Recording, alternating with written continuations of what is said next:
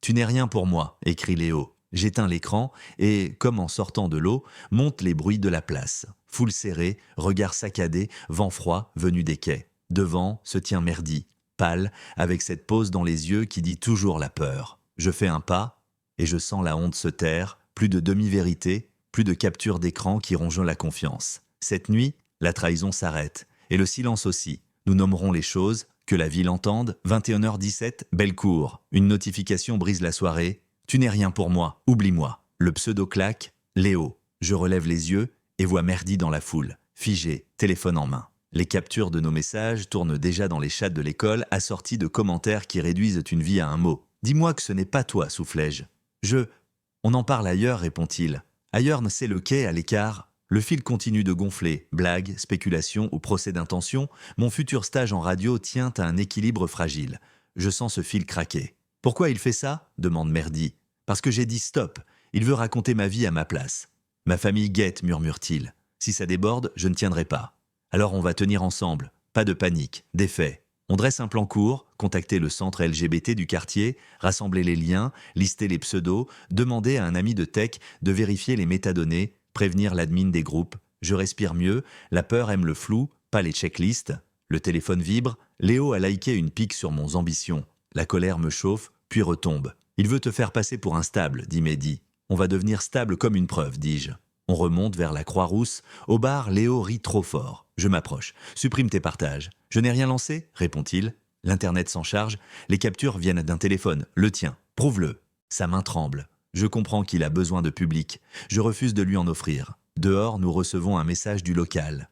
Venez, on vous aide. Nous y allons. Pas d'héroïsme, pas de slogan. On nous tend des feuilles, un stylo, un thé. Écrivez dans l'ordre. Heure, lien, témoin. Je trace les faits. Mon récit revient dans mes mains. Mehdi appelle sa sœur. Il demande le silence dans le groupe familial juste pour ce soir. Il raccroche, un peu plus droit. J'ai menti trop souvent, murmure-t-il. J'ai peur de n'avoir plus de mots. Dis peu mais vrai, ça suffit. Notre ami de tech confirme rapidement. Des fichiers ont été modifiés, des horodatages ne collent pas. L'admin étudiant répond. La charte interdit la diffusion d'échanges privés.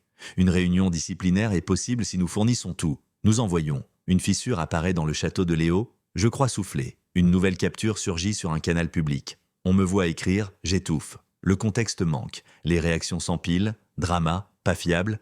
Pas de bataille sous leur poste, dit Merdi. Je rédige une note claire. Des captures tronquées circulent. Démarches en cours. Ne relayez pas. Je rappelle le consentement et le droit à l'image. Je publie puis range le téléphone. La tempête tape encore, mais trouve un mur. Minuit approche, nous sortons. Le vent tranche la fatigue. Et ton stage ? Je préfère perdre un micro que ma parole. Il esquisse un sourire. Ma mère dira que je complique tout. Dis-lui que tu simplifies. Tu es toi. Une notification arrive. Réunion disciplinaire demain 9h. La peur et le soulagement se croisent. Je marche un peu devant. Je pense à ces mois sous la coupe de Léo. Petite pique, sous-entendu, récit confisqué. Ce soir, je mesure ce que je refuse désormais. Si ça devient trop, dit Merdi, dis-le. Si ça devient trop, on le dira ensemble. Nous longeons l'eau. Pas de grande déclaration. Je prends sa main, non pour une scène, mais pour fixer une promesse. Demain, nous parlerons net. L'écran vibre encore, on t'écoute, ne lâche pas. Anonyme. Ça suffit pour que je tienne droit. Je ne sais pas si je garderai le stage, ni si Léo reculera avant la réunion. Mais je sais ceci, le mensonge a besoin de spectacle. La vérité se contente d'un procès verbal. Demain, j'entrerai dans la salle blanche où il croit tenir l'histoire. Je poserai les faits un par un et je le regarderai perdre ses appuis. Si l'onde de choc me ferme des portes, j'en chercherai d'autres. Cette nuit, je n'ai pas gagné, je n'ai pas perdu. J'ai appris à ne plus laisser un écran décider de moi. Et je marche vers le matin, pas pour être parfait, mais pour rester entier. Un bénévole nous met en relation avec un barman de la Croix-Rousse. Il confirme avoir vu Léo effacer des fils entiers sur son téléphone avant de repartir posté propre. Le témoin accepte de rédiger une attestation simple avec son horaire de service. Un détail minuscule, mais qui alourdit la balance. D'autres messages arrivent, plus discrets. Courage, on sait comment ça se passe. Je réponds à peine. Je veux éviter la mêlée, ne pas transformer ma défense en spectacle parallèle. On nous rappelle au local de ne pas republier de capture pour se justifier. Même floutée, elle nourrissent le cycle. Je hoche la tête, je suis venu chercher l'air, pas la revanche.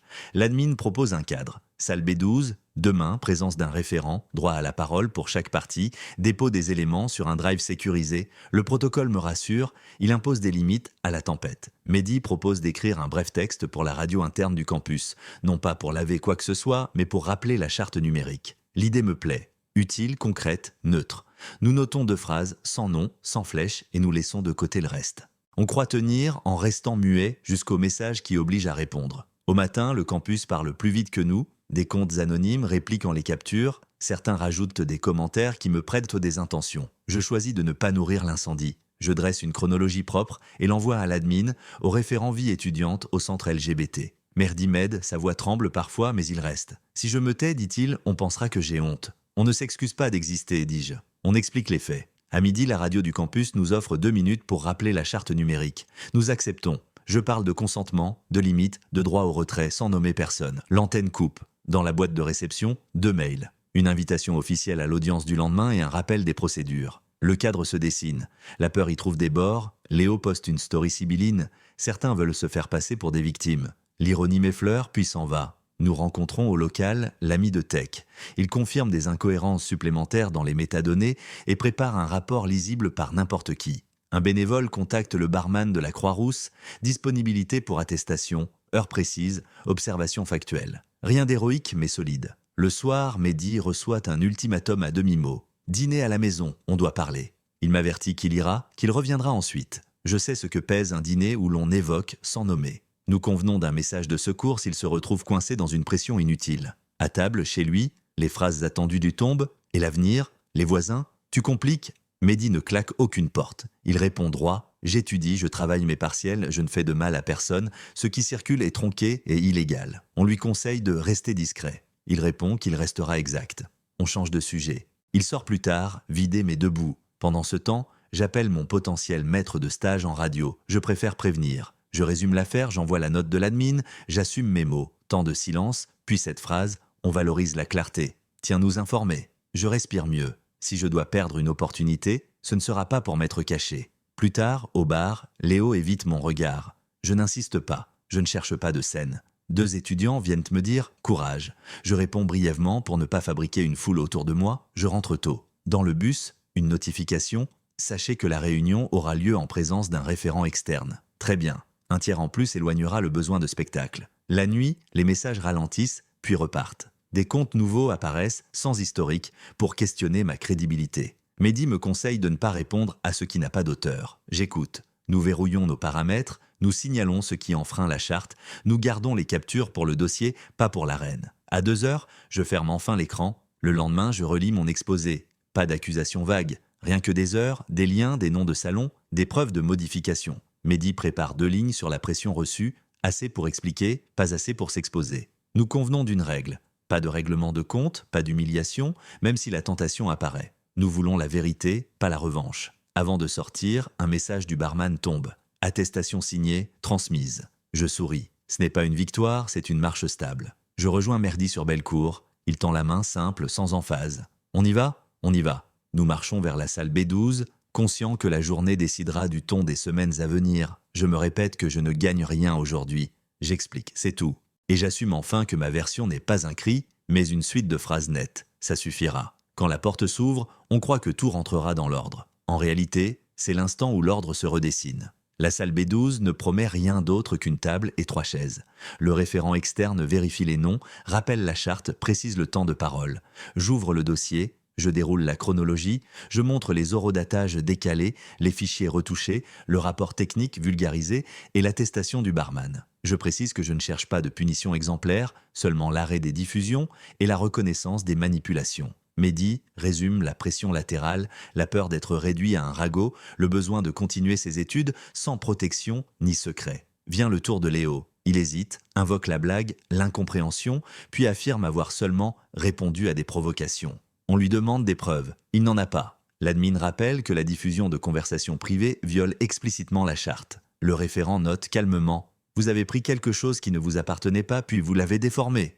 Léo baisse la voix. La réunion s'achève sans éclat, décision annoncée par mail dans les 48 heures. Sortis dans le couloir, nous ne brandissons rien. Le local nous conseille de publier une mise à jour factuelle. Audience tenue, dossier transmis, merci de ne pas relayer de contenus illégaux.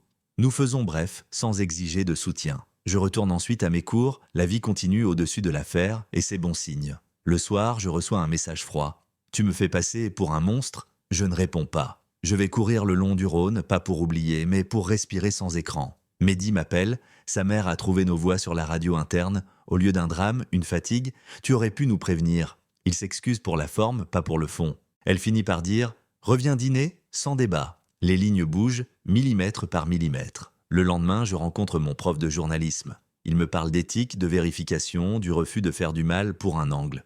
Je comprends ma part. J'ai laissé trop longtemps quelqu'un écrire à ma place. Ce cours devient plus concret que prévu. Le week-end, l'admin m'informe que des comptes anonymes ont été supprimés pour violations répétées, d'autres mis en lecture seuls. On me demande si je veux déposer plainte à l'extérieur. Je réponds que je m'en tiendrai d'abord à la procédure interne, mais que je garde l'option. Je ne veux pas transformer ma vie en dossier permanent. Léo tente encore une manœuvre.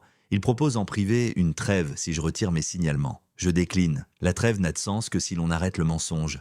Je ne lui dois ni vengeance, ni oubli. Je lui dois la vérité. Et elle s'écrira sans lui. Mehdi et moi parlons de nous avec une prudence nouvelle. Pas de promesses pour soulager la peur, pas de fuite pour la nourrir. Nous décidons de voir un conseiller d'écoute au centre, ensemble d'abord, séparément ensuite. Cela nous rendra peut-être plus lents mais plus sûrs. Je préfère 10 pas solides à 100 pas bruyants. Dans la semaine, je reprends le micro de la radio pour une chronique courte sur la rumeur contre le droit. Je cite la charte, les numéros d'aide, les étapes de signalement. Pas de nom. Les messages de remerciement affluent. Je découvre qu'on peut transformer un tort en ressource sans fabriquer de héros. Le soir, Mehdi m'envoie un texto simple. J'ai dit à ma mère que je ne me cacherai plus. Elle a dit qu'elle ne m'aimait pas moins. Je m'assois, je lis 2 fois, je sens ma poitrine se relâcher. Ce n'est pas un film, c'est mieux, c'est possible.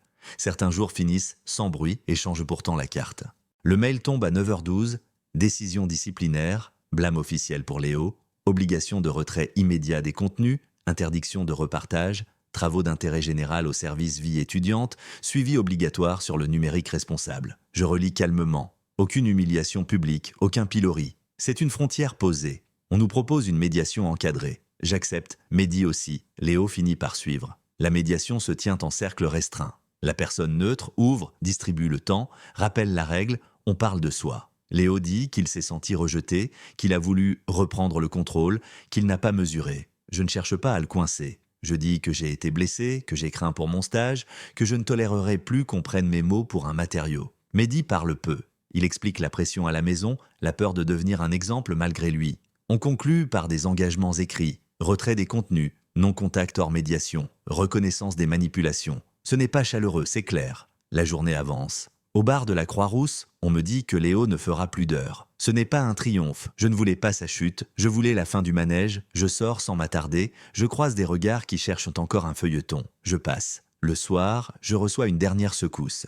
Une connaissance m'envoie un montage moqueur venu d'un canal obscur. Nous signalons, l'admin agit, le contenu disparaît. Je comprends que le bruit ne s'éteindra jamais totalement. Je peux seulement refuser de le nourrir. À la radio, je reçois la confirmation, le stage n'est pas perdu. On me demande un sujet, comment raconter sans blesser. Je prépare une série d'entretiens avec des associations et des étudiants. J'écris une ligne directrice, pas d'exemple privé sans consentement, pas de capture d'écran, pas d'effet facile. Je mesure à quel point cette crise m'a forcé à être précis. Mehdi, lui, avance avec sa famille. Son père n'argumente plus. Il écoute. Sa sœur propose un déjeuner sans téléphone sur la table. On s'y rend. On parle d'examen, de bourse, de voisinage. Le sujet sensible circule sans s'imposer. Quand nous partons, je sens qu'une page se tourne, pas que l'histoire s'arrête. Le référent vie étudiante nous invite à une session de sensibilisation devant un petit groupe. Nous acceptons. Je raconte les étapes concrètes, les erreurs à éviter, l'importance d'écrire les choses quand elles arrivent. Mehdi ajoute « Ne laissez personne parler à votre place ».